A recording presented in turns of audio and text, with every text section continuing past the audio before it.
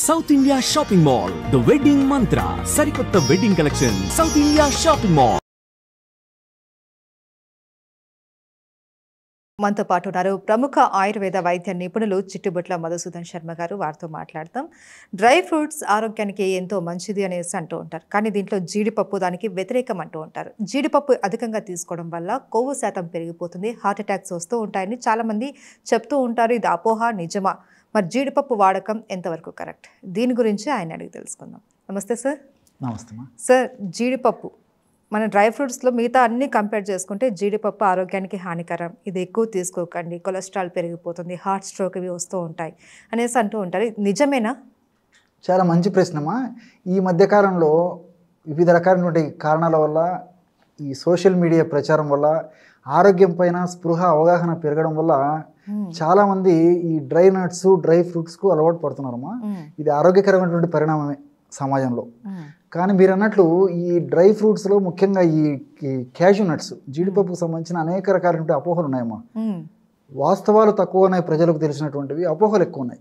కాబట్టి డ్రై ఫ్రూట్స్లో అత్యంత రుచికరమైనటువంటి dry fruit అంటే ఇన్ ది సెన్స్ డ్రై నట్ జీడిపప్పు, క్యాష్యూ నట్ కమ్మగా ఉంటుంది, చాలా రుచికరంగా ఉంటుంది, ఎంత తినాలని అనిపిస్తూ ఉంటుంది.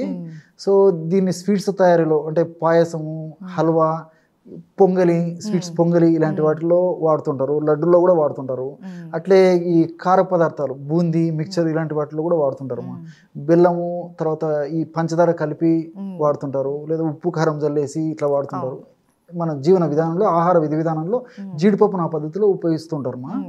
కానీ ఇక్కడ చాలామందికి దీని మీద స్పష్టమైనటువంటి అవగాహన లేదమ్మా.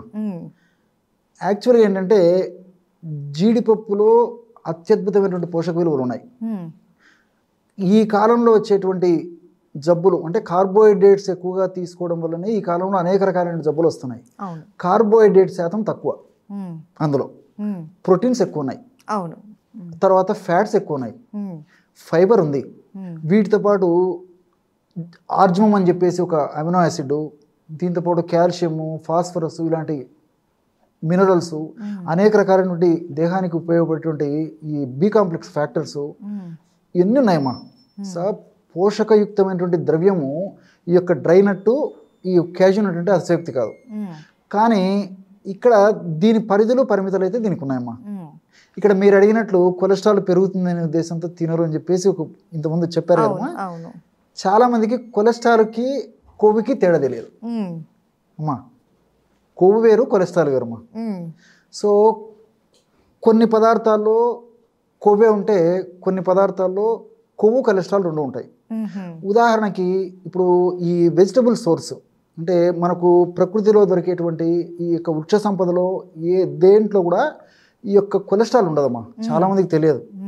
జంతువుల నుంచి వచ్చేటువంటి ఆహార పదార్థాల్లోనే ఈ యొక్క కొలెస్ట్రాల్ ఉంటుంది, కానీ దీంట్లో అయితే ఉండదమ్మా. Sorry, cholesterol. కొవ్వు ఉంటుందమ్మా, అందుకే నేను ఫ్యాట్ అని చెప్పాను. జంతు సంబంధమైనటువంటి ఆహార పదార్థాల్లో కొవ్వు, కొలెస్ట్రాల్ రెండు ఉంటాయి అమ్మా. వృక్ష సంబంధమైనటువంటి ఆహార పదార్థాల్లో కొలెస్ట్రాల్ ఉండదు, కొవ్వు మాత్రమే ఉంటుంది. ఇది చాలా మందికి తెలియదమ్మా. మీరు ఏదైనా చూసుకోండి, పాలు జంతు సంబంధమైనటువంటి పదార్థం, మాంసాహారం జంతు సంబంధమైనటువంటి పదార్థం, ఇలాంటి వాటిల్లో అయితే రెండు ఉంటాయి, కానీ మనకు వృక్ష జాతులు అయితే ఉండదమ్మా. కాబట్టి కొవ్వు ఉంటుంది కానీ కొలెస్ట్రాల్ ఉండదు. కాబట్టి దీనివల్ల ఇలాంటి కొవ్వు ఉన్నటువంటి పదార్థాలను తీసుకోవడం వల్ల ఏమవుతుందంటే క్యాలరీస్ ఎక్కువ ఉంటాయి కాబట్టి శక్తిని ఎక్కువ వస్తుంది ఒకటి. రెండవది మనకు హానికరంగా పరిణమించి హానిని కలుగజేసేటువంటి ఎల్డిఎల్, విఎల్డిఎల్ అనేటువంటి కొలెస్ట్రాల్ను తగ్గించేసి మనకు మంచి చేసేటువంటి హెచ్డిఎల్ కొలెస్ట్రాల్ను పెంచుతుందమ్మా. దీంట్లో ఉన్నటువంటి పదార్థాలు ఈ కొవ్వు అంటే మనకు మేలు చేసేటువంటి కొవ్వు. కాబట్టి ఇలాంటి పదార్థాలు వాడుకోవడం వల్ల ఏ ఇబ్బంది ఉండదమ్మా. బట్ దీన్ని కూడా దీని పరిధులు ఉన్నాయన్నమాట, అది చూసుకొని వాడుకోవాలమ్మా. తగిన మోతాదులో వాడుకోవాలి. ఎగ్జాక్ట్లీ. ఎగ్జాంపుల్ సార్, ఒక పర్సన్ ఎంత వరకు తీసుకోవచ్చు? ఎగ్జాక్ట్ క్వశ్చన్ అమ్మా. ఆరోగ్యవంతులైతే అంటే అతనికి ఎలాంటి జబ్బు లేనటువంటి వాళ్ళైతే 5 నుంచి 15 వరకు వాడుకోవచ్చు పర్ డే. ఇంకా అనారోగ్యం ఉన్నటువంటి వాళ్ళలో స్థూలకాయలు ఉంటారమ్మా. స్థూలకాయలు ఆల్రెడీ వాళ్ళు వెయిట్ వచ్చింటారు. ఇవి ఎక్కువ వాడడం వల్ల క్యాలరీస్ ఎక్కువ ఉంటాయి కాబట్టి వెయిట్ పెరిగిపోయేటువంటి అవకాశం ఉంటుంది. కాబట్టి ఇలాంటి వాళ్ళు మాత్రము అట్లా 15 అలా కాకుండా అరుదుగా 5, 6 ఇంతవరకు తీసుకోవచ్చమ్మా. కొద్ది ప్రమాణంలో తీసుకుంటే తప్పులేదు, అంటే కానీ జీడిపప్పు తీసుకోవడం వల్ల వెయిట్ పెరుగుతారంటారు. ఎక్కువ తీసుకుంటే పెరిగిపోతామమ్మా. లిమిటెడ్గా తీసుకుంటే అంత ప్రాబ్లం ఉండదమ్మా. కాబట్టి ఏమంటే ఆల్రెడీ స్థూలకాయలు వెయిట్ ఉంటారు కాబట్టి ఇది తీసుకోవడం వల్ల మరింత వెయిట్ పెరిగేటువంటి పరిస్థితి ఉంటుంది. కాబట్టి అది వాడకుండా ఉంటే సరిపోతుంది. లిమిటెడ్గా వాడితే ప్రాబ్లం ఉండదమ్మా. సో ఎక్కువ తింటే మాత్రం మళ్ళీ వెయిట్ పెరుగుతారు. కాబట్టి అదొకటి. రెండవది షుగర్ పేషెంట్స్ అమ్మా. మీకు ఈ డౌట్ కూడా వచ్చి ఉంటుంది. అవును, షుగర్ పేషెంట్స్ ఈ రోజు కామన్ అయిపోయింది కదమ్మా. ఈ షుగర్ పేషెంట్స్ వాడవచ్చా వాడకూడదా అని చెప్పేసి. ఈ షుగర్ పేషెంట్స్ కూడా అమ్మా వెయిట్ తక్కువ ఉన్నటువంటి వాళ్ళు ఎక్కువ వాడుకోవచ్చు. వాళ్ళు 10-15 దాకా వాడుకోవచ్చు, వెయిట్ తక్కువ ఉండి షుగర్ ఉంటాయి. అలా కాకుండా వెయిట్ ఎక్కువ ఉండి షుగర్ ఉన్నటువంటి వాళ్ళు మాత్రం 5-6 కంటే వాడకూడదు. కంట్రోల్లో ఉన్న వాళ్ళు సార్, షుగర్ కంట్రోల్లో ఉన్న వాళ్ళు చెప్పాను కదమ్మా, దాదాపు వాళ్ళు కూడా అంతే, ఒక 5, 6, 7 వరకు వాడుకోవచ్చు, అంతకంటే ఎక్కువ వాడుకోకూడదు. కాబట్టి ఈ షుగర్ వాళ్ళ పరిస్థితి. రెండవది ఏంటంటే ఇప్పుడు ఈ షుగర్ పేషెంట్స్ ఇది వాడుకోవడం వల్ల సైడ్ బెనిఫిట్స్ ఎక్కువ ఉంటాయమ్మా లిమిటెడ్ వాడుకోవడం వల్ల. ఎలాగంటే ఇందులో ఫైబర్ ఎక్కువ ఉంటుంది, కార్బోహైడ్రేట్స్ తక్కువ ఉంటాయి, ప్రోటీన్స్ ఎక్కువ ఉంటాయి, ఫ్యాట్ ఎక్కువ ఉంటుంది. కాబట్టి తీసుకున్నటువంటి ఆహార పదార్థంలో ఉన్నటువంటి ఈ పోషకాంశాలన్నింటినీ బాగా జీర్ణం చేసేందుకు ఉపయోగపడుతుంది. ఇందులో కార్బోహైడ్రేట్స్ లేవు కాబట్టి అది షుగర్ కింద కన్వర్ట్ అయ్యేటువంటి పరిస్థితి ఉండదు. కాబట్టి షుగర్ పెరగకుండా కూడా ఉంటుంది. తర్వాత రెండోది ఏమంటే ఇవన్నీ కూడా షుగర్ పేషెంట్స్లో కూడా మంచి కొలెస్ట్రాల్ పెంచేందుకు ఉపయోగపడుతుందమ్మా. కాబట్టి మితం హితం. తినమని చెప్పామని చెప్పేసి 20 తిని 40 తిని 50 తిని కాకుండా పరిస్థితిని బట్టి వాడుకోవడం వల్ల చాలా అద్భుతమైనటువంటి ఆహార ఔషధ గుణాలు దీంట్లో ఉన్నాయి. కాబట్టి చాలా చక్కటి ప్రయోజనం చేకూరుతుందమ్మా. కాబట్టి ఈ పద్ధతిలో వాడుకోవాల్సి వస్తుందమ్మా. అలాగే సార్, జీడిపప్పు రకరకాలుగా వాడుకోవచ్చు అన్నారు మీరు. డ్రై చేసి వాడుకోవచ్చు, స్వీట్స్లో, హాట్లో, అండ్ కొన్ని వంటకాలలో వాడుతాం. దీన్ని ఏ విధంగా తీసుకుంటే మంచిది? ఎగ్జాక్ట్ ప్రశ్నమా. నిజంగా చాలా మందికి అవగాహన లోపంతో జీడిపప్పును వివిధ రకాలుగా వాడుతుంటారమ్మా. జీడిపప్పు మంచి చేసినా జీడిపప్పులో కలిపేటువంటి పదార్థాలు చెడుపు చేస్తాయి. చాలా మందికి తెలియదమ్మా. బెల్లం, పంచదార, లేకపోతే ఏదైనా కారపు వస్తువులు తయారు చేసుకునేసరికి మనం ఈ మిక్చర్లు, బూందీలు ఇలాంటి వాటిలో కూడా కారము, ఉప్పు కారం చల్లేసి ఇస్తుంటామా. ఇది ఎప్పుడోసారి పండగనో పబ్బమో ఇలాంటి వాటిల్లో అయితే ఆ పద్ధతిలో వాడుకుంటే సరిపోతుంది. కానీ డైలీ రెగ్యులర్గా హెల్తీ హ్యాబిట్స్లో భాగంగా ఆహార ద్రవ్యంగా, పోషక ద్రవ్యంగా, శరీరానికి ఉపయోగపడేటువంటి ద్రవ్యంగా వాడుకోవాలంటే జీడిపప్పుని అలాగే వాడుకోవాలి.